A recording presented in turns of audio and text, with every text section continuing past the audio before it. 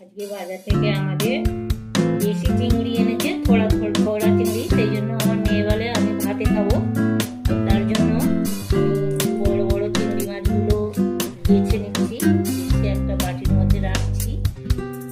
বাটির মধ্যে রেখে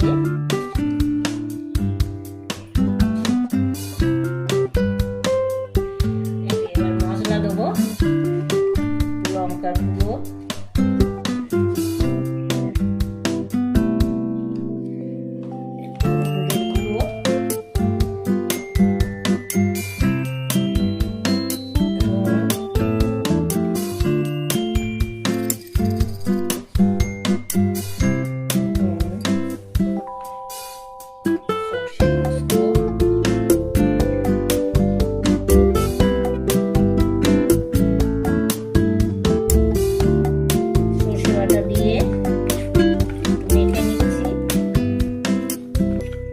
নিয়ে একটু সর্ষের তেল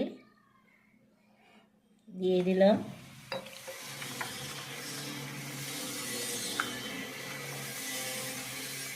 দিয়ে ভালো করে গায়ে লাগিয়ে মেখে আধ ঘন্টার মতো ঢাকা দিয়ে রেখে দেবো। মাখিয়ে আধ ঘন্টা রেখে দিয়েছিলাম। এবার তারপরে আমি এই কাঁচা লঙ্কা চিড়ে এর মধ্যে সাজিয়ে,